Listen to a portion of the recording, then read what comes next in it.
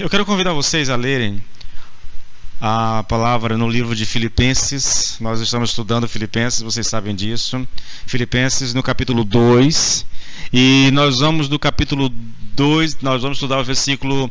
Nós vamos ler os versículos 14, 15, 16. São esses 3 versículos que nós vamos ler agora. Nós já ministramos o 14 e o 15, parte do 15, E nós vamos daí continuar a nossa ministração hoje, tá bom? O texto diz assim, olha, fazei tudo sem murmurações nem contendas, para que vos torneis irrepreensíveis e sinceros, filhos de Deus inculpáveis no meio de uma geração pervertida e corrupta, na qual resplandeceis como luzeiros no mundo, preservando a palavra da vida, para que no dia de Cristo eu me glorie de que não corri em vão, nem me esforcei em vão. Essa é a palavra que nós vamos ministrar hoje, tá bom? Então eu vou para o nosso texto aqui agora no Word. Olha, queridos, nós falamos já sobre a questão da murmuração, nós já falamos da questão da contenda. O que Paulo faz aqui, nesses versículos aqui, é traçar uma espécie de perfil. É lógico que está dentro de um contexto, está dentro de uma realidade, mas dentro dessa realidade, ele traça um perfil. Eu estou lembrando aqui, eu não orei, é hábito, Então você vai me dar uma pausa, vem fazer uma pausa rapidinho para nós orarmos ao Senhor, tá? Eu já volto para o nosso texto. Pai, nós te louvamos, nós te bendizemos, nós te damos graças, Senhor, meu Deus, Pai, por estarmos reunidos, seja virtual, Senhor, nós estamos reunidos, estamos diante do Senhor. Esse é um tempo, Pai, onde nós dedicamos o nosso coração e a nossa mente ao conhecimento, ao aprendizado da Tua Palavra, Senhor. Oro por esse momento, oro pelas pessoas que já estão online, por aquelas que ainda, Senhor, meu Deus, virão para assistir, Senhor, por aquelas que assistirão isso num outro dia, em um outro canal, numa outra mídia social. A oração é uma só, Senhor, uma só. Meu Deus, abra o nosso entendimento, de maneira que a palavra, Senhor, meu Deus, faça ou produza em nós o efeito com o qual ela está sendo liberada, Senhor. O desejo é que essa palavra gere vida no coração daquele que não tem vida, que essa palavra desperte aqueles que já creem no Senhor, mas que estão vivendo uma vida cômoda, Senhor. Exorte aqueles que estão vivendo o seu cristianismo, Senhor, não dando a ele a prioridade que lhe é devida, e que com isso a palavra nos auxilie, nos ajude, Senhor, a viver um cristianismo autêntico e poderoso no nome de Jesus. A mim eu peço graça, Senhor, eu peço sabedoria e eu peço o poder do Espírito para ministrar a Tua palavra de maneira que, chegando ao coração das pessoas, ela produza nessas pessoas, Pai, o propósito com o qual ela está sendo liberada, em o nome do Senhor Jesus. Amém e amém. Olha, queridos, então voltando aqui, tá? Paulo, ele traça aqui um perfil. Novamente, eu sei que nós estamos dentro de um contexto, ele está escrevendo uma carta para a igreja de Filipos, ele está tratando de uma realidade, então esse perfil que ele traça aqui de um cristão, isso corresponde a uma realidade que Paulo está tratando, tá? É lógico que essa realidade tratada da igreja de Filipos é a realidade vivida por quase todos nós, entendeu? Quais eram os problemas que essa igreja vivenciava, irmãos? Essa igreja, ela sofreu um ataque externo vindo dos gentios, tá? Essas pessoas estavam atacando a igreja, causando sofrimento na igreja. É dentro desse contexto que o Paulo diz que nós somos chamados por Cristo não só para crer, mas também para sofrer pelo Evangelho, também há um contexto em que essa igreja ela é atacada por os falsos pregadores ou pelos pregadores judaizantes, que eram convertidos do judaísmo, ou até mesmo judeus, que atacavam a mensagem de Paulo, a mensagem da justificação pela fé, a mensagem da graça. O capítulo 3 todinho é dedicado a essas pessoas, mas também tinha um problema interno nessa igreja, que era a disputa que havia ali entre duas irmãs naquela igreja, que Paulo trata disso, ele dá uma pincelada no capítulo 1, ele trata disso no capítulo 2, ele trata disso no capítulo 4, então era um problema que também afligia a igreja. Então é dentro desse contexto que Paulo trata dessas questões. E com certeza, se você olhar esses contextos, irmãos, você vai perceber que é a realidade, o contexto das nossas igrejas, entendeu? Problemas internos, problemas externos, né? Um falso evangelho que vem para usurpar o lugar do verdadeiro evangelho. Então a gente lida com isso, quase toda a igreja lida com isso. Portanto, é uma mensagem para nós, tá bom? Então ele traça esse perfil. O verdadeiro filho de Deus, ele não é dado à murmuração, ele diz isso, né? O verdadeiro filho de Deus não é dado a contendas, são dois traços negativos desse perfil. Depois ele passa a falar desses traços positivos. O filho de Deus é irrepreensível, e irrepreensível fala da relação do filho de Deus com o mundo, a maneira como ele se relaciona com o mundo, como o mundo o vê. Então a palavra irrepreensível é muito forte. Diz que nós não devemos dar motivos para o mundo apontar dedo para nós. O mundo pode até apontar dedo para nós, mas não porque nós demos motivo para isso, tá?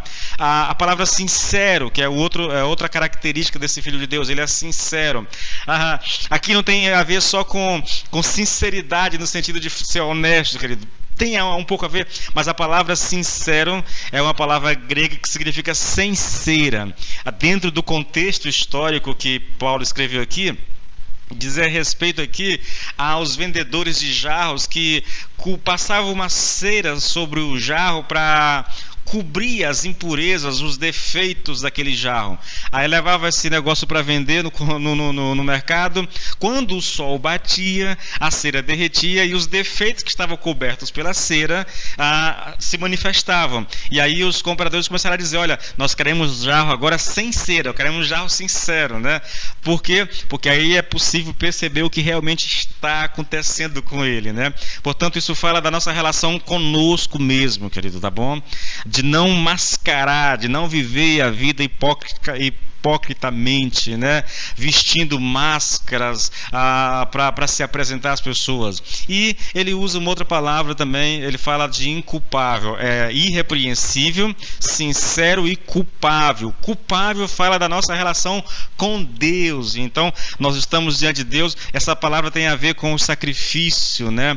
Era a oferta que estava apta para ser sacrificada, que Deus a aceitaria. Então isso diz respeito à nossa vida com Deus, de Deus olhar para a nossa vida e aceitar a nossa oferta de louvor, a nossa oferta a Ele, entendeu? Então é basicamente isso. Agora, veja, depois de traçar, querido, essa espécie aqui de perfil de um filho de Deus, Paulo faz uma pausa.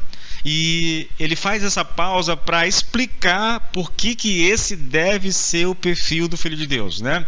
Então, olha só, e a resposta para essa pergunta é porque eles devem resplandecer como luzeiros no mundo. Aí nós vamos para o texto novamente, vamos ler Filipenses 2, versículo 15, tá? Olha, para que vos torneis irrepreensíveis e sinceros, filhos de Deus inculpáveis no meio de uma geração pervertida e corrupta, na qual resplandeceis como luzeiros no mundo. Por que nós devemos ser irrepreensível? Por que nós devemos ser sinceros? Por que nós devemos ser inculpável? Por que nós não devemos ser dado à murmuração, à contenda? Para que nós resplandeçamos como luzeiros no mundo, querido. A palavra aqui traduzida por luzeiros significa luminares. Luminares é o termo geralmente empregado, irmão, para descrever a luz e as estrelas nos céus. Então os luzeiros são os luminares que nós, ao olhar para o céu, nós contemplamos, entendeu? O que está sendo dito aqui, irmãos? É que a ideia é essa, que o cristão nesse mundo, ele deve ser similar à lua e às estrelas que brilham durante a noite. Vamos tentar extrair aqui algumas lições para que você entenda melhor o que eu estou colocando. Primeiro, acho que a analogia ela é boa, né? Se você puder, saia um pouco e olhe para o céu e as estrelas, olhe para as estrelas, para a lua. você vai perceber que esses luminares se destacam num mar de escuridão, né? Essa é a ideia de Paulo, que nós, que somos chamados para ser esses luzeiros, esses luminares de Deus, nos destaquemos em meio à sociedade em que nós vivemos. Vamos tentar tirar algumas lições aqui para a gente compreender melhor o que está sendo dito. A primeira lição dessa metáfora é a seguinte, querido: é que o cristão é ou deve ser absoluta e essencialmente diferente. O cristão deve ser diferente, assim como a lua e as estrelas são diferentes da escuridão, e não somente na aparência, mas também na sua natureza essencial. E aqui a gente faz uma observação que é necessária, entendeu? Eu não sei qual é a sua visão ou a sua percepção do cristianismo, mas eu conheço algumas pessoas, conheço até algumas denominações que podem até negar, mas na prática tem uma preocupação exagerada com a aparência.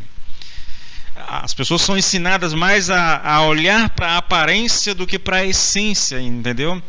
A ideia não é essa, querido. Nós devemos ser diferentes, sim, na aparência, mas essencialmente, irmãos, na nossa natureza, entendeu? Na nossa natureza. Então é importante, assim como as estrelas e a lua se destacam no mar de escuridão, assim o cristão deve ser diferente no meio da social em que ele está inserido. A segunda lição é a seguinte: veja, a questão eu vou colocar da seguinte forma: é como uma luz, né? Os cristãos são como uma luz, e que essa luz deve repreender e advertir o mundo.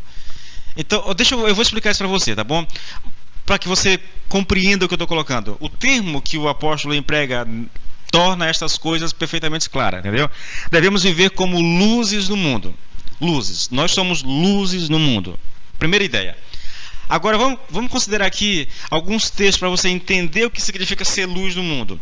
Eu vou pegar primeiro o texto que está em João, capítulo 3, no versículo 20, onde Paulo diz assim: olha, porque todo aquele que faz o mal aborrece a luz, e não vem para a luz, para que as suas obras não sejam reprovadas. Agora, Efésios 5,13. Mas todas essas coisas se manifestam sendo condenadas pela luz, porque a luz tudo manifesta. A ideia aqui, querida, é a seguinte: que uma das funções da luz é reprovar e tornar manifesto as obras das trevas.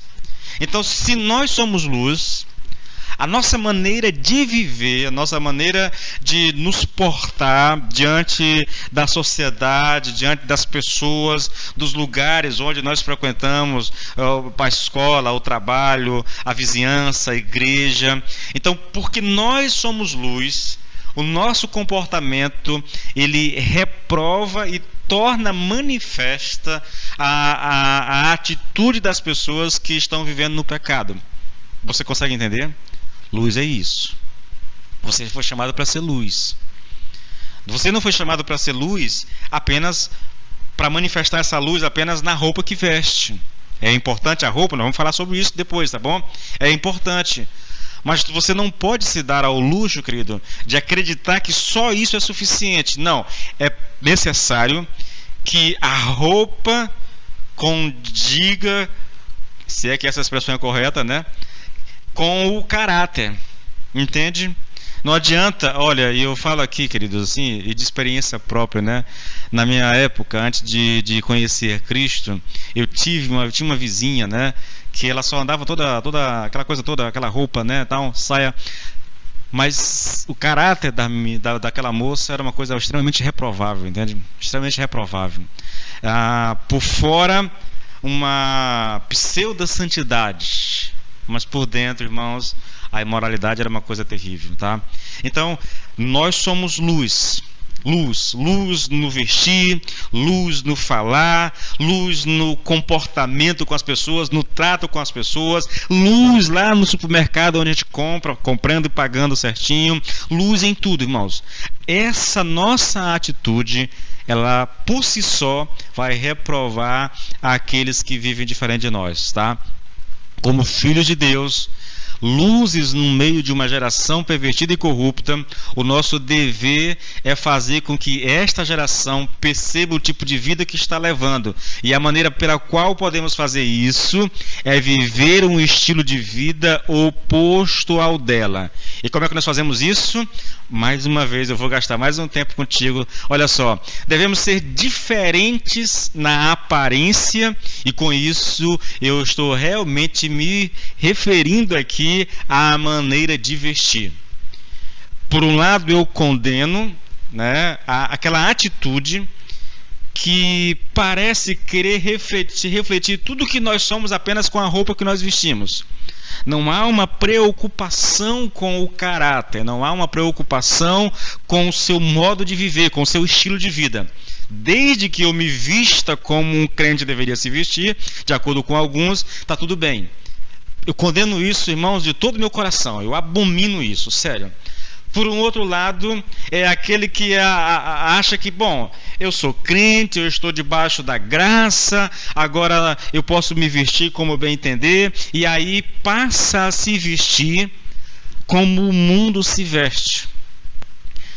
Eu não preciso explicar o que é mundo, né? Eu já falei tanto sobre isso aqui já, então não vou me ater a isso não, tá bom, querido? Mas passa a me vestir. As mulheres do mundo, elas se vestem para se exibir. Elas querem exibir o corpo, elas exibem a barriga, elas exibem o bumbum, elas querem exibir os seios, elas estão ali para se exibir. Quase toda roupa, não é toda mulher que faz isso, né? Lógico, mas na maioria e a imensa maioria estão aí ralando nas academias, gastando o que não tem, sacrificando tudo para ter um corpo sarado, porque elas querem mostrar esse corpo. Essa é uma atitude mundana, querido. Eu não estou aqui para condenar isso, porque elas não têm o conhecimento da palavra de Deus.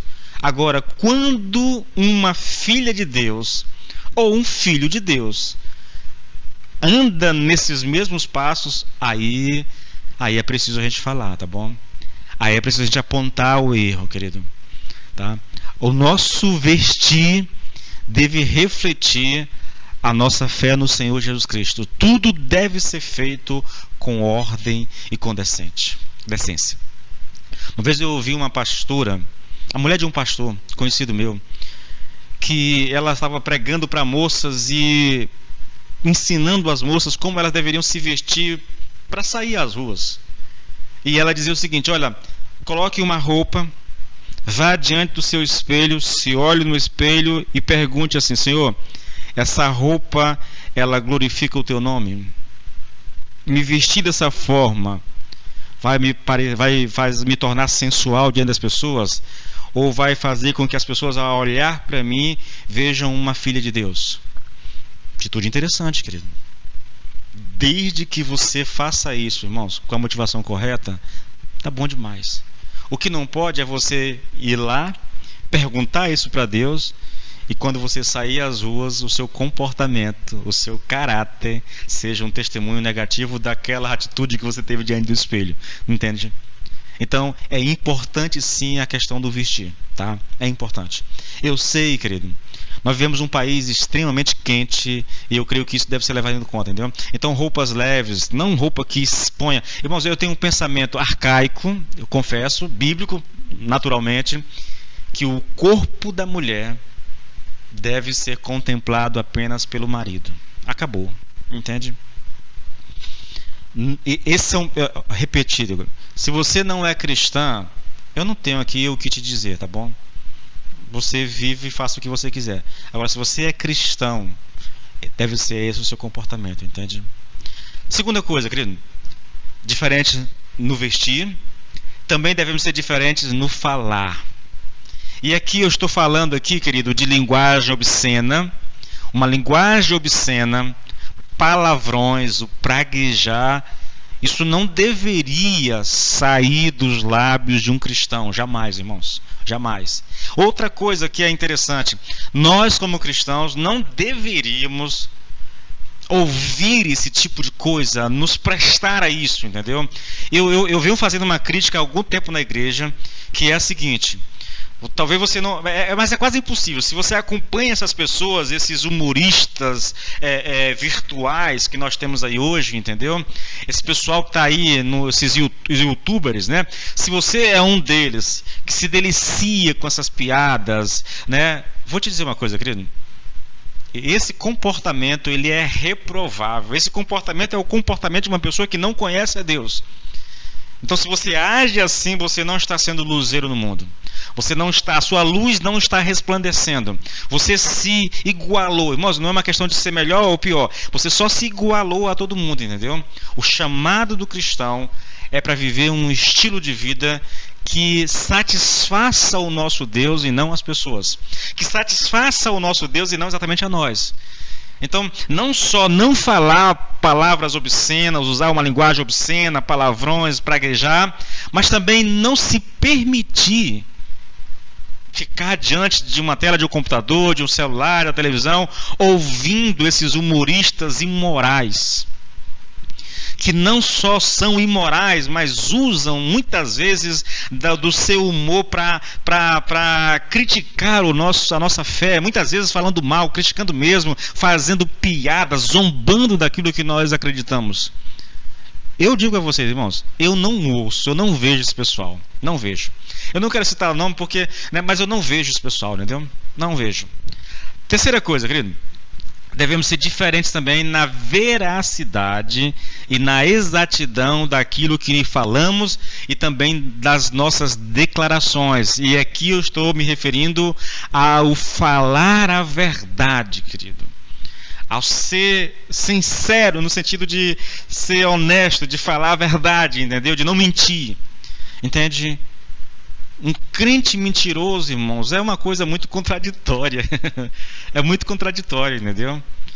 Então a gente precisa ter cuidado, nós somos diferentes. E isso faz viver dessa forma, uma roupa decente, uma linguagem decente, né? O ser honesto nas palavras, no falar a verdade. Essas coisas todas, querido, elas expõem o tipo de vida pecaminoso daqueles que estão ao nosso redor, entendeu? E por último aqui, tem mais duas coisas ainda, na verdade, né? Devemos ser diferentes no trabalho também. Eu tenho uma opinião que nós deveríamos ser sempre os melhores naquilo que fazemos, né? Deveríamos ser dedicados e esforçados, não só para ganhar a confiança do nosso chefe, não só para aparecer mas por causa do nosso Deus. Há um texto em Efésios 6, querido, no versículo 6 e 7, que diz assim: olha, não agradem aos seus senhores só enquanto eles estão vigiando, mas como escravos de Cristo, façam de coração o que Deus quer, trabalhem alegremente com dedicação, como se estivessem trabalhando para Cristo e não para as pessoas. Entende? Deveríamos ser os melhores. O melhor, irmãos. É o nosso chamado, entendeu? Novamente, não é uma questão de querer ser melhor do que as pessoas. Não é isso. Não tem a ver com competição. Tem a ver com a nossa vida com Deus. Devemos ser diferentes também no casamento, irmãos.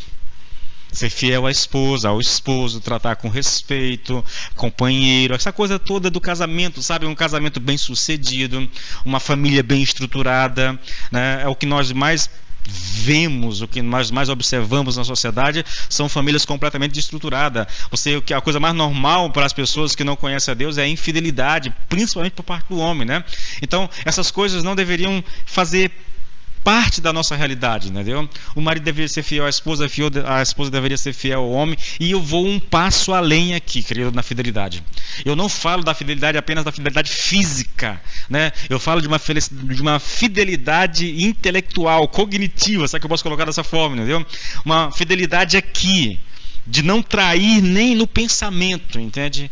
Isso é o nosso chamado. Bom, a segunda questão aqui, irmãos, olha só, eu já falei que eu volto agora para o perfil do Filho de Deus, né? Ele não é dado a murmuração, não é dado a contenda, ele é irrepreensível, ele é sincero, ele é inculpável, e tudo isso por causa do fato de que nós somos luzeiros, ou somos chamados para ser luzeiros no meio desse mundo, entendeu?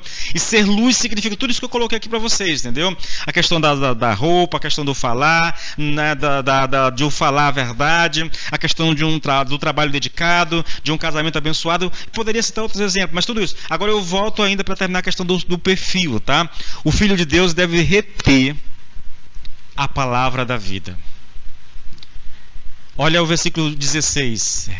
Ele deve fazer tudo aquilo lá, como luzeiros no mundo, retendo a palavra da vida, para que no dia de Cristo possa gloriar-me de não ter corrido nem trabalhado em vão.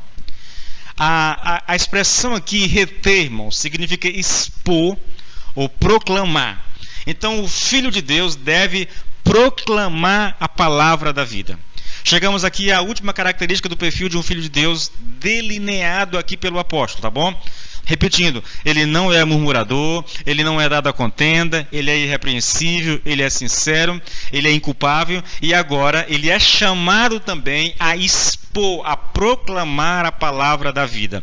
E eu quero fazer duas observações com relação a isso, querido. Primeiro, a palavra da vida significa o Evangelho.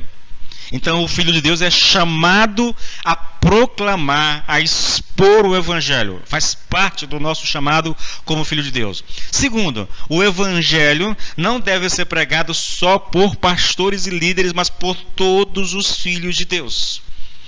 Porque Paulo está escrevendo aqui uma carta para a igreja de Filipos, desde os líderes a todos os outros membros, entendeu? Então esses irmãos são chamados a expor, a proclamar a palavra. E olha que Paulo diz isso, olha, para que eu possa gloriar-me de não ter corrido nem trabalhado em vão. Entende? Se vocês não estão proclamando o Evangelho, então eu trabalhei em vão. Se vocês não estão proclamando o Evangelho, então eu corri em vão. É o que ele está dizendo aqui, entendeu? Feitas essas observações, precisamos compreender o que Paulo quer ensinar com essa característica do perfil do Filho de Deus. Eu vou fazer isso, querido, elaborando 3 perguntas a respeito da expressão palavra da vida, tá? As respostas a essas questões, né, eu acredito, elas serão suficientes para que nós entendamos o que Deus quer falar conosco a respeito de proclamar a palavra da vida, de proclamar o Evangelho, porque você já ouviu, palavra da vida é Evangelho, tá? Primeira coisa aqui, tá? Olha só, primeira pergunta, por que Paulo usa a expressão palavra da vida como uma descrição do Evangelho? Não é interessante isso? Eles chamam o Evangelho de palavra da vida. Por quê? Para mostrar o quanto que é perigoso transformar o Evangelho numa filosofia. Deixa eu ler um texto para tentar começar a explicar isso, tá bom? O que é transformar o Evangelho numa filosofia? Colossenses capítulo 2, versículo 8 diz assim: não permitam que outros os escravizem com filosofias vazias e invenções enganosas provenientes do raciocínio humano com base nos princípios espirituais deste mundo e não em Cristo. Eu quero que você lembre aqui que nós estamos falando aqui de uma cultura grega, entendeu? Aqui nesse tempo, é o contexto histórico, é o contexto cultural, né? Paulo está inserido aqui nesse contexto. A língua mundialmente falada era o grego, então havia uma predominância da cultura grega sobre o mundo, ainda que o Império Romano é que estivesse exercendo domínio, entendeu? Bom, lembre-se disso, querido, tá bom? Desse predomínio grego, da cultura, da filosofia grega daquela época. Segunda coisa, 1 Coríntios 1,17.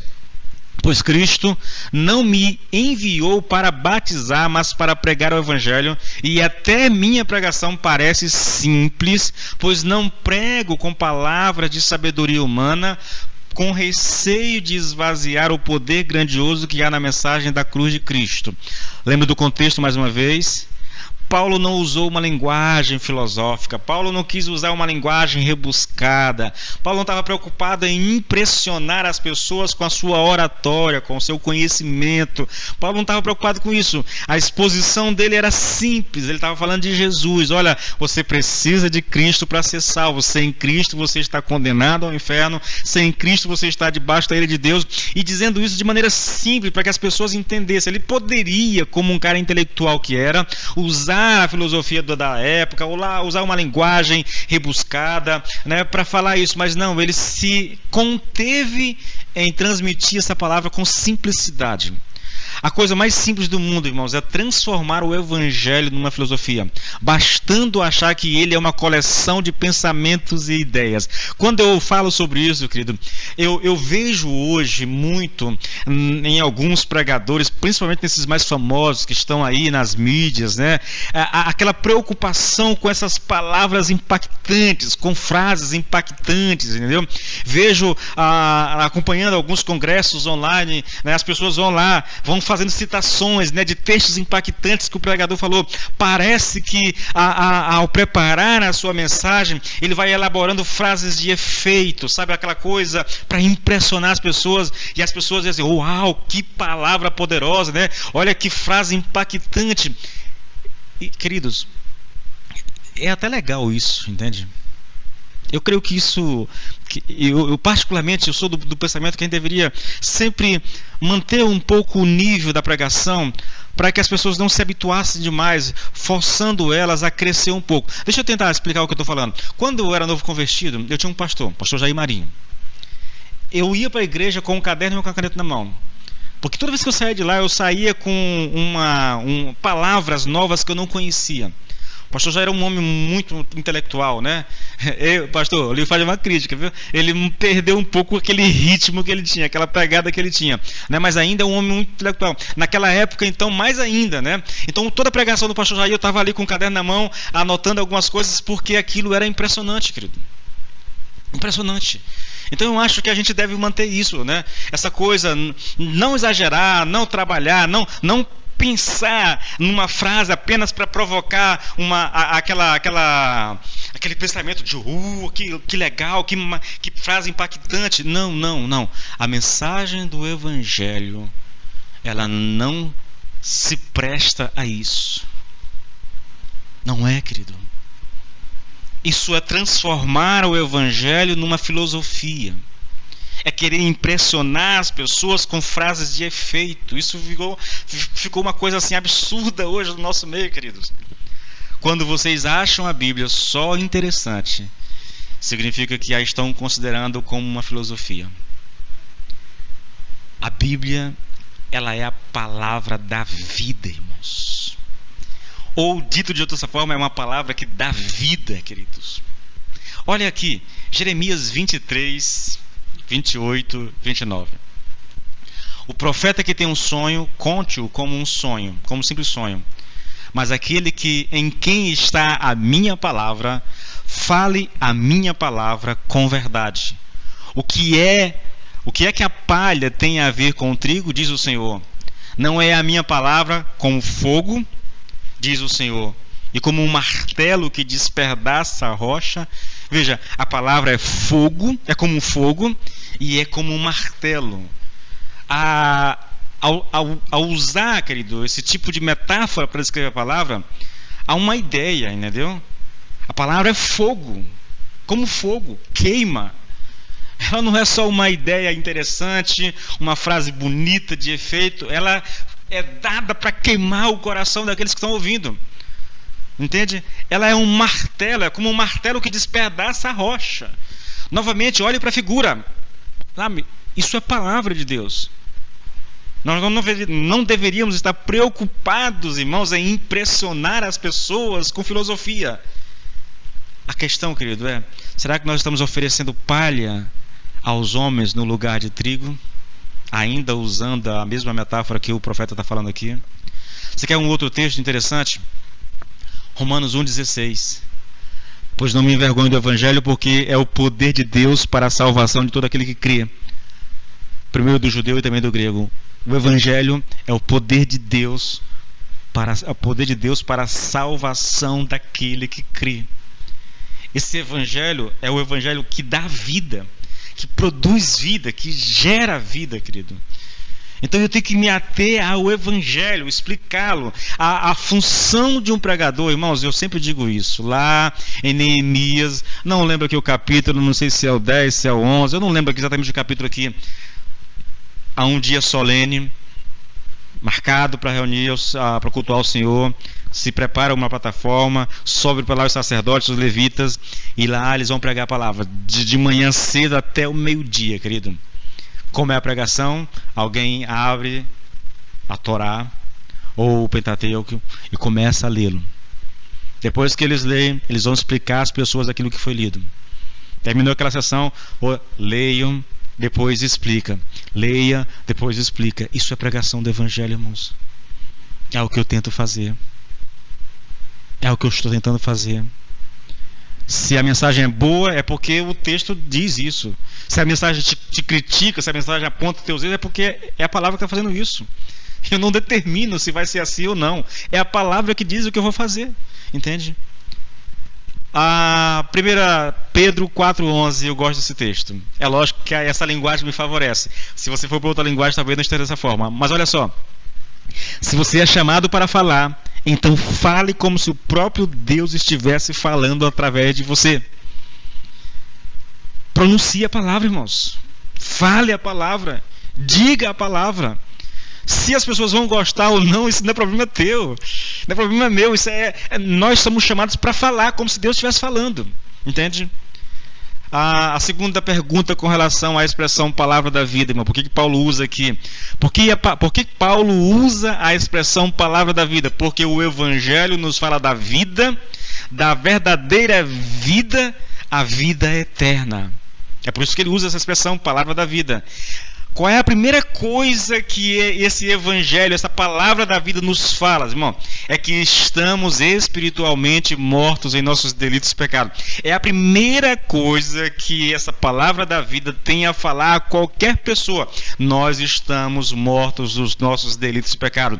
Efésios 2:1, ele lhes deu vida quando vocês estavam mortos em suas transgressões e pecado. Eu estava morto e ele me deu vida. Então a primeira coisa é, eu estava morto.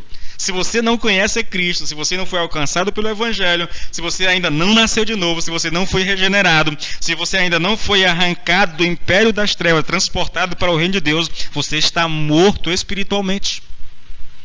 E vida só quem pode te dar é o Evangelho, a mensagem do Evangelho, tá? Daqui a pouco eu termino esse apelo, vi aqui. Uma vez dito que estamos espiritualmente mortos, querido, essa palavra da vida nos diz que esta vida que conhecemos não é a única vida que existe. Existe uma outra vida além desta, irmãos. Olha, João 3,3. Jesus respondeu, em verdade lhes digo que se alguém não nascer de novo, não pode ver o reino de Deus. Não pode entrar no reino de Deus. Ou seja, não terá salvação. Queridos, grave uma coisa.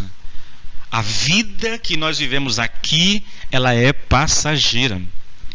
Todos nós faremos essa transição dessa vida para a outra vida, a vida eterna. Ela é chamada assim, vida eterna. Só que há a vida eterna com Deus e há a vida eterna sem Deus. Sem Deus. O texto diz, se você não nascer de novo, você não terá vida eterna com Deus. Em verdade, disse Jesus, em verdade lhes digo que se alguém não nascer de novo, não pode ver o reino de Deus. Ou seja, vai para a vida eterna, mas vai sem Deus. Vai sem Deus. Vai para a condenação. Entende, querido? Bom, graças a Deus, essa mensagem do Evangelho, essa palavra da vida, não só nos diz que existe vida além desta que conhecemos, mas ela também, querido, nos mostra como nós obtemos esta outra vida. E aí eu vou citar dois textos que são muito conhecidos nossos. Primeiro, João 3,16, porque Deus amou o mundo de tal maneira que nos deu o seu Filho unigênito para que todo todo o que nele crê não pereça, mas tenha a vida eterna. Como é que funciona isso? Ele veio para os que eram seus, mas os seus o rejeitaram. Aí João 1,11. Mas a todos, àqueles que receberam a Jesus, aqueles que aceitaram a Jesus, a estes foram dados o poder de serem feitos filhos de Deus. Ou seja, estas pessoas que aceitaram a Jesus, que creram no Evangelho, que entregaram a vida para Jesus, essas pessoas, elas vão para a eternidade, mas uma eternidade com Deus. Ou vai com Deus, irmãos, ou vai para a condenação. O fato é que nós vamos. Você tem um espírito que ele é imortal. Ele não morre. Quando esse corpo definhar, ele sai desse corpo e vai para a eternidade. A questão que você precisa responder para si mesmo é: para onde ele vai? A resposta, se você quiser saber para onde ir, a resposta é: se você crer em Jesus Cristo, se você receber a Cristo, se você entregar sua vida para Cristo, você vai para a eternidade com Deus. Mas se você rejeitar a oferta de salvação que é feita pelo Evangelho, você vai para a eternidade também, mas vai para a eternidade sem Deus, tá bom? O Evangelho não só nos diz como obtemos essa nova vida, mas ele é Ele também que nos dá essa nova vida, irmãos. Olha, pois segundo o seu querer, ele nos gerou pela palavra da verdade, para que fôssemos como que as primícias das suas criaturas. Nós somos gerados pela palavra da verdade. É essa palavra da vida que gera vida em nós. É essa palavra da vida que nos dá vida. É essa palavra da vida que nos assegura a certeza de que nós iremos para a eternidade com Deus. Estamos falando disso na segunda-feira, querido. Na segunda-feira. Toda segunda-feira, de 7h30 até 8h30, nós estamos falando disso, tá bom? Vamos aqui rapidinho. Por último, o Evangelho é a palavra que nos mostra como viver esta vida que nos foi dada, querido. Quer saber como viver a vida com Deus? Vem para o Evangelho. Se dispõe a lê-lo, se dispõe a estudá-lo, se dispõe a ouvi-lo, entende? Bom, como devemos reter, é a última pergunta, como nós devemos reter, ou como nós devemos proclamar o Evangelho, querido? Fazemos isso, irmãos, sendo o que somos, não murmurando, não contendendo, sendo irrepreensíveis, sinceros, inculpáveis. É assim que nós proclamamos o Evangelho. Nós não precisamos falar, basta viver. Tá? Segunda coisa, fazemos isso também conhecendo profundamente esse Evangelho e vivendo à altura dele. Aqui nós temos um chamado, mais uma vez, vocês vão perceber que isso é algo muito recorrente nas minhas falas, nas minhas pregações. Você é chamado para conhecer o Evangelho. Você é chamado para ler a Bíblia, querido, para ler, para estudar, para meditar, para gastar tempo, irmãos, com a palavra de Deus, todos os dias, tire um tempo na sua agenda, sabe, dê prioridade para o Evangelho, dê prioridade para a palavra de Deus na sua vida, querido. Gaste aí um tempo, seja de manhã, seja meio-dia, seja à noite, não importa, mas tire um dia para que todos os dias você alimente o seu espírito e você saiba o que Deus realmente espera de você, querido, e viva à altura disso. Viva à altura do Evangelho. Eu publiquei hoje a segunda parte de uma mensagem, né? Vivendo à altura do Evangelho. Está no YouTube essa mensagem. Foi colocada hoje. Aliás, vai ser colocada daqui a pouco, né? Só eu fiz a edição. Viva à altura do Evangelho, querido. Há um drama, querido, que eu percebo na igreja. Um drama muito grande. De pessoas que não gostam de ler, irmãos. Nunca fizeram um esforço para ler. Quando a gente fala de leitura, pastor, eu não consigo, pastor, eu já tentei, mas eu tenho um caso aqui na igreja que é uma prova que se você realmente se determinar a fazer, você vai conseguir, querido. Você vai conseguir. Se você tiver a disciplina, irmão, se você se forçar a isso, você não precisa gostar no início, você não precisa ter prazer no início, isso vem com o tempo. Hoje, irmãos, uma das coisas que mais me dá prazer na vida cristã é ler a Bíblia. Olha, ontem eu passei por um texto de quando o servo de Abraão foi lá na terra natal de Abraão, né, atrás de uma esposa para Isaac.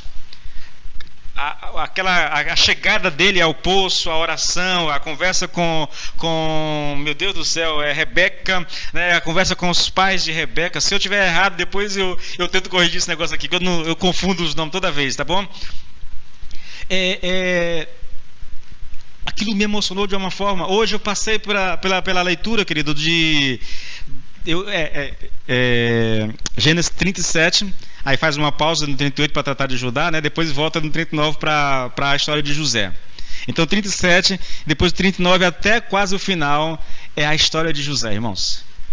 Irmãos, a história de José, quando ele se manifesta aos irmãos, querido, aquilo ali, eu tenho que ler aquilo ali num lugar sozinho, porque olha, assim, eu fico sem graça de estar falando, mas olha, eu comecei ontem a minha 19ª leitura da Bíblia. Então, só essa história eu já li 19 vezes nessas leituras, fora em outras passagens, né?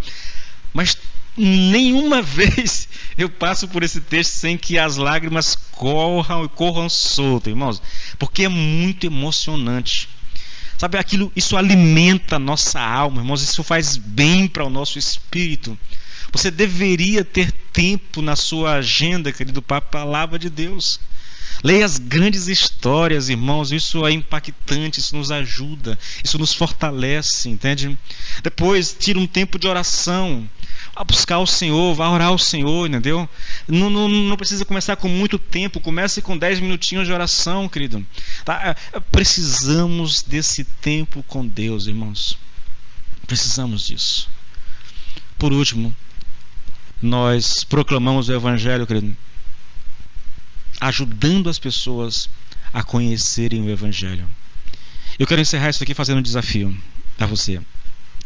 Eu proclamo o Evangelho pregando aqui para vocês. Eu tenho segunda, Romanos, terça, Filipenses. Amanhã eu estou na igreja pregando Romanos. Domingo eu estou na igreja pregando Provérbios. É assim que eu ajudo as pessoas, querido. Esse é o chamado de Deus para a minha vida. Eu gasto muito tempo lendo, estudando, fazendo pesquisas, lendo a Bíblia, me preparando para esse momento, entende? Eu entendo que esse é o meu chamado. Talvez você não seja chamado para ser um pregador ou um expositor, mas você pode fazer isso, irmãos, auxiliando as pessoas. Vou te dar uma dica, querido. Eu não estou fazendo aqui um marketing pessoal, mas eu vou te dar uma dica. Você pode fazer isso, querido, pegando uma mensagem como essa, mandando para os amigos. Pega um texto como esse, compartilha na tua linha do tempo, marca as pessoas que você quer que ouçam, mesmo que elas não ouçam, mas você faz a sua parte. Marque lá eles, entendeu? Eu vou começar a fazer isso. Na hora que eu publicar uma mensagem agora no YouTube, eu vou marcar todos os meus amigos. Eu fazia isso antigamente. Todo mundo, vou marcar. Se a pessoa vai ver ou não, isso é um problema dela. Eu vou fazer a minha parte. Se você fizer isso, querido, você está ajudando a proclamar o Evangelho, ajudando as pessoas a conhecerem o Evangelho. Então eu quero deixar você esse desafio. Ajude as pessoas a conhecer o Evangelho. Eu estou aqui me organizando, né? Por enquanto eu uso a mesa da igreja. Vocês não podem ver, mas está aqui. Eu trago a mesa da igreja, uma mesa Yamaha grande, né? Toda semana tem esse negócio, põe no carro, traz, leva de volta, aquela coisa toda. Eu fiz um pedido de uma mesa pequena, né? De 6 canais, para eu ficar aqui na minha casa para fazer. Quando essa mesa chegar, eu já me desafiei. Eu vou começar a gravar livros, áudio de livros, para a igreja, em pequenos pedaços, e mandar para o grupo da igreja. Ajudar as pessoas, querido. Ajudar as pessoas. Quem sabe depois eu até crio um grupo e mande isso como uma espécie de devocional diário, entendeu? Para ajudar as pessoas. Meu chamado é a anunciar o Evangelho, falar às pessoas. Então eu vou fazer isso, irmãos. O que tiver ao meu alcance para fazer, eu vou fazer. Eu às vezes fico pensando, né? Hoje eu estava orando sobre isso, assim, Senhor, como é que eu faço para alcançar as pessoas?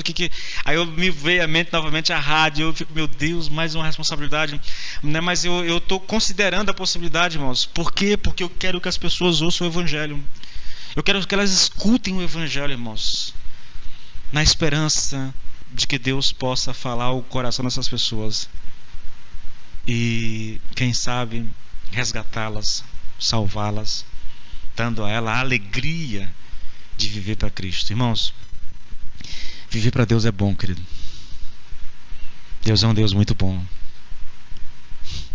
Você não tem ideia do que está perdendo. Sim, é verdade, a vida cristã, a gente passa por lutas, mas nós servimos um Deus muito bom, querido. Muito bom. Um Deus que nos ajuda, nos auxilia, que está ali conosco. Um Deus que não nos abandona. Um Deus que está sempre presente. Você precisa conhecer Deus, querido. Você precisa se relacionar com o Senhor. Precisa conhecer a Jesus Cristo. Permitir que o Espírito habite o teu coração. Não há nada no mundo que se compare a isso, irmãos. E se você nunca experimentou essa alegria, eu queria te desafiar. Entrega a vida para Jesus. Deixa Ele entrar na tua vida, querido. Governar a tua vida.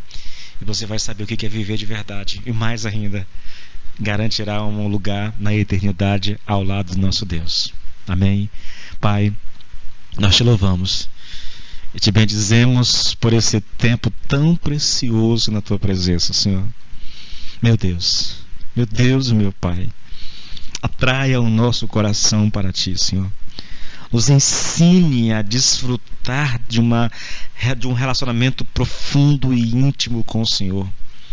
Meu Deus, em nome do Senhor Jesus, nos ajude a vencer, Senhor, todos os atrativos que esse mundo nos oferece, Senhor, tudo aquilo que vem para nos afastar do Senhor, e que o nosso coração seja atraído para Ti, e assim possamos desfrutar de um relacionamento de amor contigo. Te peço isso, Pai, em nome do Senhor Jesus Cristo. Amém e amém. Amém, queridos. Se você puder, compartilhe a mensagem, tá bom? Se você